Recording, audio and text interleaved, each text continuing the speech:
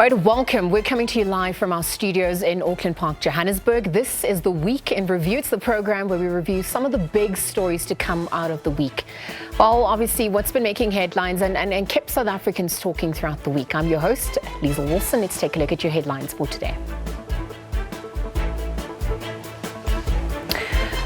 Fort University law student Nosicelo Mtebeni has been laid to rest in the Eastern Cape. COVID-19 cases in South Africa has now surpassed the 2.8 million mark. This comes after the country recorded 9,199 new coronavirus infections in the country in the last 24-hour cycle.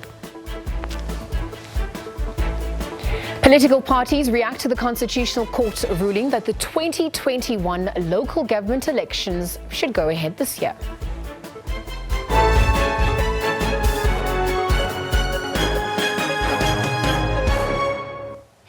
Right, let's get into our top story for this week. The Constitutional Court has ruled that the 2021 local government elections should go ahead as planned by no later than the 1st of November. It comes and has left some parties like the ANC, the UDM and the PAC at a disadvantage as they've failed to submit their full candidates list just before the IEC deadline of the 23rd of August. As it stands, 25.7 million people are on the voters' roll. It's final.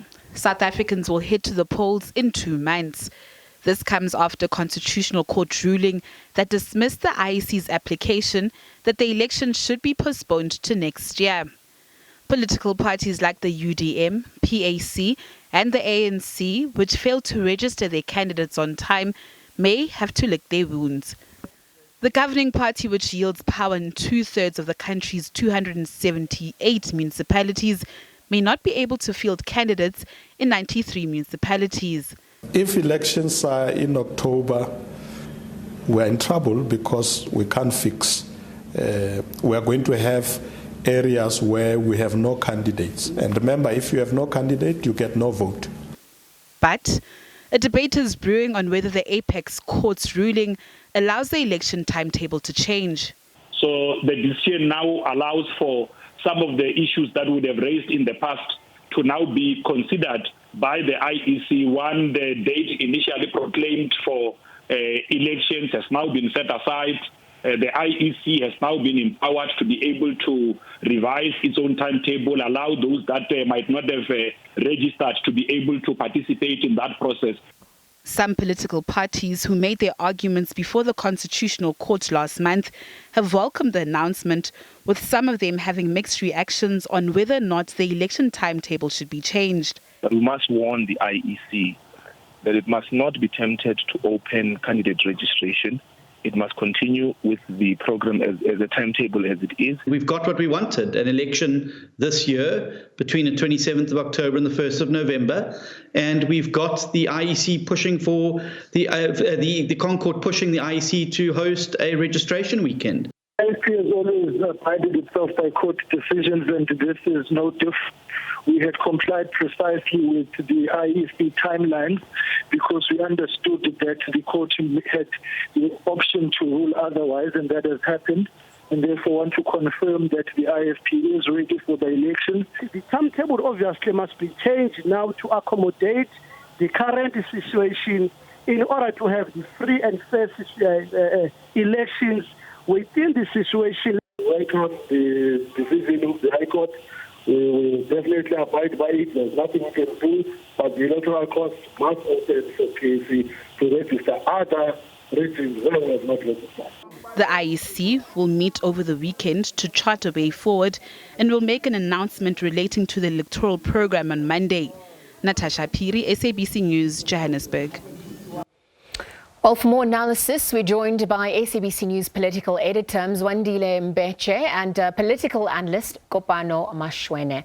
Well, a very good afternoon to you both. Thank you for joining us. Mzwai, let me start with you. Just kickstarting the special NEC that's obviously also happening this week. I'm sure the Concord ruling against the IEC is top on the agenda. What is currently transpiring as we speak there? Well, we understand. Good afternoon to the viewers. Yes, indeed, we understand, Liesl, that yesterday, remember, there was the first day of the special NSC. I think no one had been aware that the Concord was going to make that kind of a decision. So they had just planned the special NEC to look at those matters. But then at around 4:20, we got the advisory that at 4:30, so there would be that court order. So as soon as the NEC obviously had that, so they had to discuss it. I think the view basically was that I know that the discussions are still ongoing, but the view is that perhaps they've been given a window of opportunity. You may have seen the kind of interpretations that have been going around, while others feel the court basically said, well, only with regards to the issue of the voters' roll. But we will wait and see the entire judgment. It perhaps could give an idea where we're going with this. So that's what the NEC is hoping will happen, that they will have a window of opportunity. Well, there's lots of deliberations, both from the party and also the IEC, and obviously we're awaiting the announcements from that. Kopano, I want to bring you into the conversation. I think just looking at the implications that this Concord ruling has for everyone, both parties and citizens at large. I mean, it's never happened. It's unprecedented times. So when we look at the IEC forging ahead, given the timelines and the Concord ruling, how is this going to impact political parties and the citizens alike? Lisa, thank you and good afternoon to you and your listeners. We are in the middle of a pandemic, a war actually, in the middle of a war that has never been seen in the last 100 years. And during this war, we have asked our citizens to say they need to salvage their right to participate religiously in the way they want, or to protest and whatever, understanding that we're in the middle of the war. As in yesterday, you just reported right now that about 250 people have died. The day before that, it was nearly 500 people that had died. And now we are saying that even though we have asked them to sit at home, even though we've asked them to not go to their places of rest, now we are asking them to say, now go out and cast your vote. I think for me it's more contradictory. We are contradicting ourselves by asking our citizens to do that. Okay, so you've highlighted obviously some of the issues that COVID-19 pandemic has highlighted for the country at large. But the right to vote is a right that underpins South Africa's democracy. The right to free and fair elections includes creating enabling parties to campaign, to better inform the electorate of their candidates, and also to do general voter education. Now, given the time frame, will free, fair and safe elections actually transpire come the 1st of November? And the answer to that is clearly no. Yes, they've got the right to vote, but attached to that is also the right to free and fair election. And I think Justice Moseneke has also elaborated further on that to say it's not practical to expect them to have a free and fair election. And the IEC having made a submission as well to say they are also of the view that given the short time frame, we are left with less than 60 days to the 1st of November. The IEC made a submission to say they also want a postponement. They want the Constitution to pronounce on the postponement because, in their view, they cannot be able to have a free and fair election. And I just think really it will not be free and fair. We can touch on the access. Right now, we have restricted the political parties to educate the citizens to go and do door-to-door as is normally used. We've restricted the political parties to have normal rallies. And now we are saying they need to go and vote. I don't think, yes, can we have elections? Yes. Free and fair? Definitely no. Mzwai, what are your thoughts? Will elections come the 1st of November, which is the latest they can be held, be free and fair? I mean, has enough time passed for voter education, for enough informed decisions to be made this time around? Well, taking from what Judge Moseneke said in his report, he had time to be able to engage with the various aspects of what could happen. His conclusion was that so the freeness and fairness will not be possible. So that was his conclusion. Yes, we understand that the other aspects of the elections will obviously be achieved. So, but I think the big question that was facing us as a country was, can the highest court in the land, which is supposed to interpret the Constitution, then act unconstitutionally? So I think that is where the court, I think, treaded carefully. I think they didn't want to be seen as the ones who the very same constitution they are supposed to interpret and then violate it. But in terms of having elections, we will be able to have elections. I mean, two countries come to mind, Elizel. We've had the US.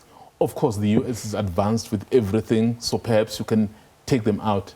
But we have the neighbor just next door, Zambia. They've just had their elections, well, in a safe environment. I guess under the circumstances, we will have elections. Not in the normal way.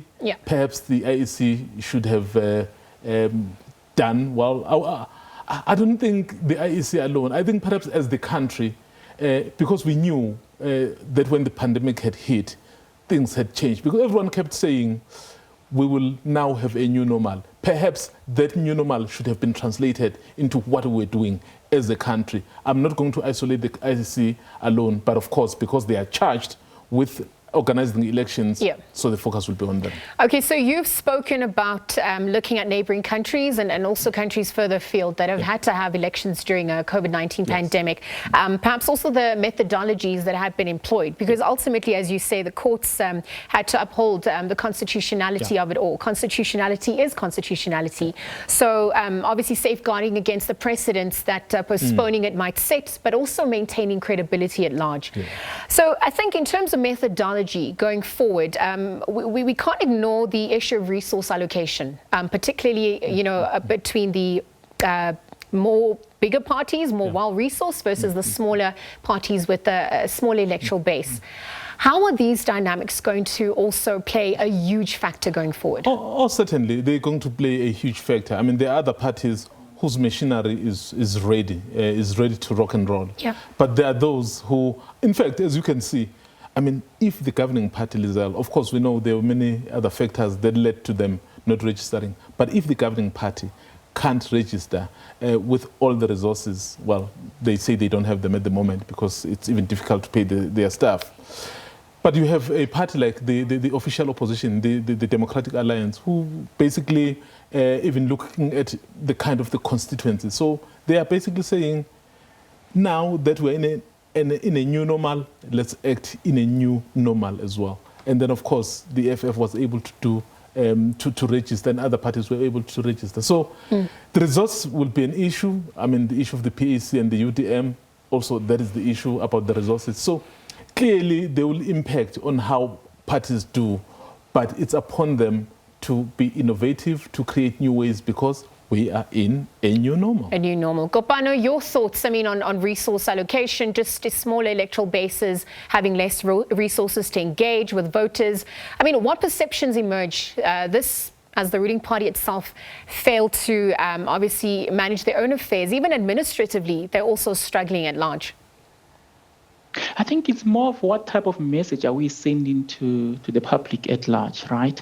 To say we are in the middle of a war, as evidenced by last month, just in July, we deployed the army to help with the vaccination, which I would use as a metaphor to say we are giving our population bulletproofs to say, we are in the middle of the war, people are shooting. If you've got this bulletproof on, it should be able to protect you.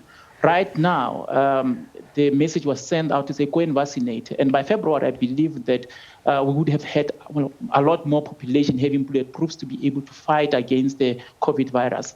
Right now, we are just saying, go out. We don't care. By all means, we want to actually be able to conduct the elections. So while we have actually sent out the message to say, stay at home, I just think we're just being unfair on this. Well, the Constitutional Court rejected the application by the IEC. I mean, what could also unfold in this regard? I mean, the build-up is just as important for parties and the electorate before election day itself. So obviously, political parties have cited difficulties to campaigning, not being able to campaign fairly on social media platforms in comparison to the bigger parties. We're obviously seeing the cost of data, amongst other issues, also coming into play. All right, Zwei, on the back of that, whilst we get Kopano back, how do you think those dynamics are also playing out? I mean, the build-up to election day is just as important as the day itself and then beyond. Yeah, it's going to be very interesting again. In fact, I'll refer to the EFF, which has basically said on the 26th of September, it is launching its campaign, and it will launch the campaign the best way it knows how. So what does that mean? It means they'll be on the ground, but I'm sure they would still observe those safe protocols. So it's going to be very interesting because you can't do things the way you used to do things. So you'll have to be innovative. I mean, it's fair that no one will get enough time. And not only the certain people, everyone is in the same pot. So if you don't get enough time, I will not get enough time. But the question is, how innovative am I to be able to maximize on the time that I have? So that's why the issue of the digital space will be very, very important. I mean, there's social media, there's broadcast media, and of course, even newspapers. They'll be very interesting in this aspect. And I think the parties, that's what they'll need to do most to reach, particularly the youth. Most of them have access to social media. But of course, your elderly, perhaps they will rely mostly on radio. So those are the platforms that really, really will be used. So it's definitely a change in methodology that's going to happen during these unprecedented times. Kopana, I do believe you're back. If you can hear me, I just wanted to pick up on the conversation, or the question rather that I asked you before we lost you, just in terms of, again, resource allocation. The build-up towards the election is just as important as the election day itself. Definitely agreed. And right now, with less than 60 days, the question is, will the smaller parties have the muscle to be able to reach the people and educate the political electorate so that they can be elected? And I don't think they would have those resources. They would require face-to-face, which is discouraged. Luckily for the bigger organizations, they can be able to go on TV, they can go to social media, but we know that majority of South Africans still do not have access to that. So right now, and even the education around the COVID protocols to not go to rallies, what to be able to social distance, I think it's going to be such a challenge going into the election themselves. Maybe on the election day, we can be able to put some measures to protect the people, but the build-up, that's where the problem is, when people go to the rallies.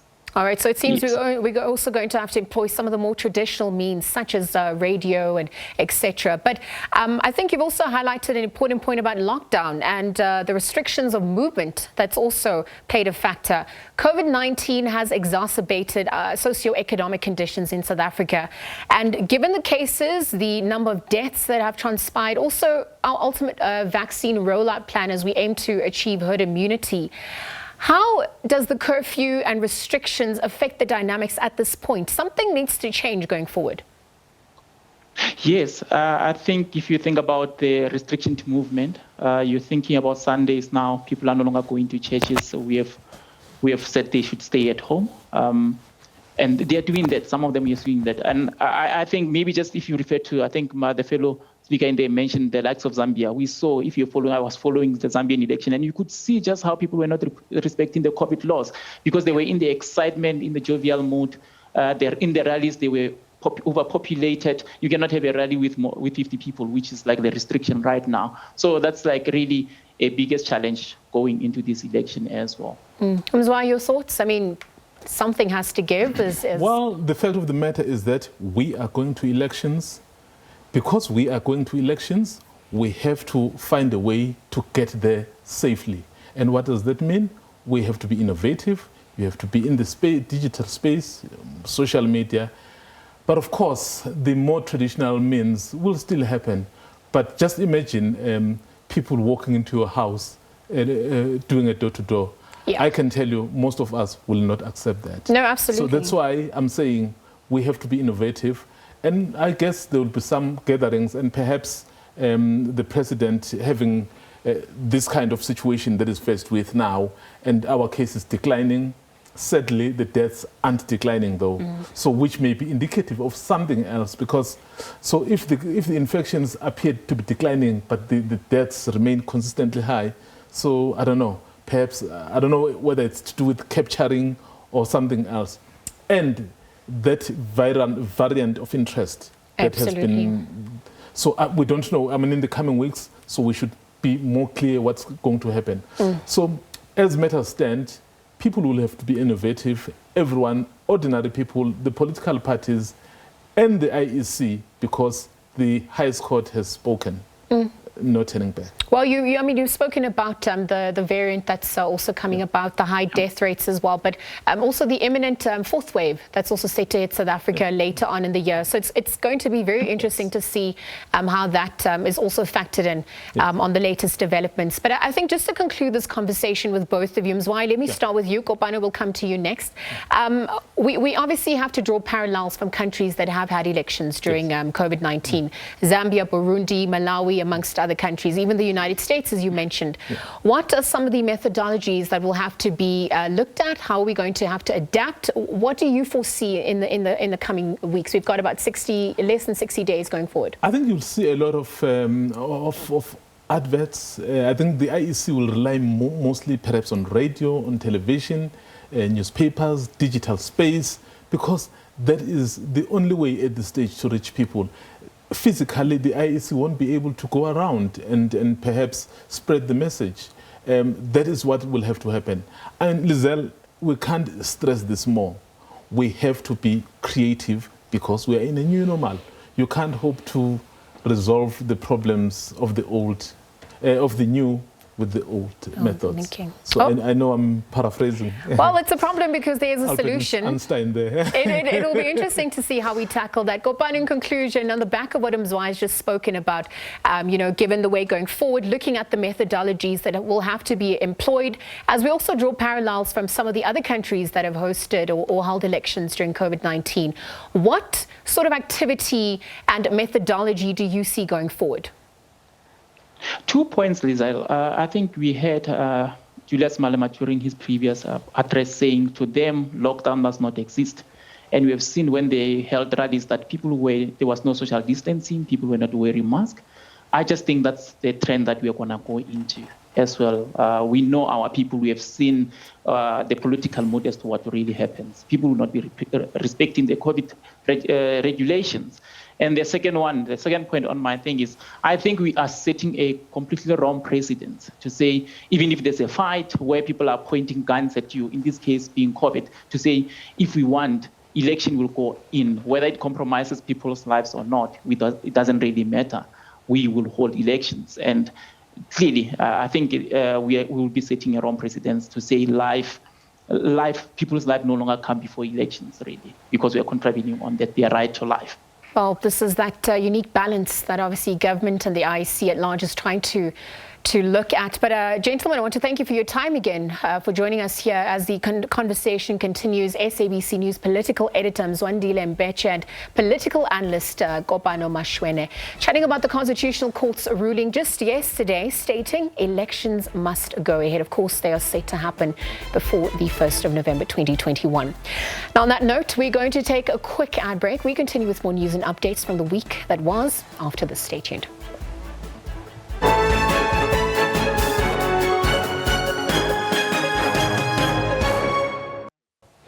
All right, welcome back. This is the Week in Review with myself, Liesl Wilson. Let's continue with more news coming out of the week. President Cyril Ramaphosa says that a mandatory vaccination must balance the right of anti-vaccination workers and the rights of public health of other workers and officers. Now, he says those who are opposed to vaccination can do so on medical and constitutional grounds. However, the president has reiterated that nobody will be forced to vaccinate. The president appeared virtually for his quarterly oral and reply session in the National Assembly, and a hot topic is mandatory vaccination, as it is set to be introduced by the largest medical scheme in the country. The ACDP is, however, opposed to this move, calling it the second apartheid.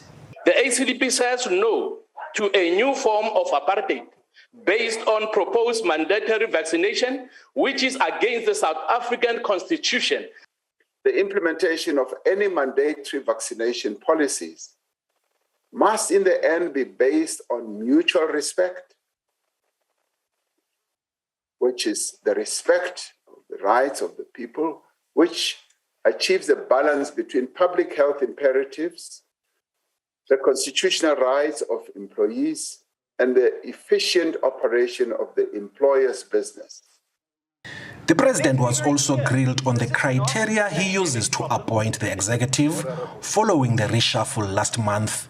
And the president was also cornered on who picked up the bill for the month-long hospitalization of Deputy President David Mabuza in Russia in July. Wherever the president or the deputy president goes at any given time, their transportation is the responsibility. It is the responsibility underlying of the government. It is the responsibility as when they fly, it is the responsibility of the Air Force. As they travel on the ground, it is the responsibility of the police, the Presidential Protection Unit. The president also emphasized that much needs to be done to grow the economy. Time has come for us to reflect on the choices that confront us as a nation. And the time has come for us to take bold steps and actions to achieve economic progress.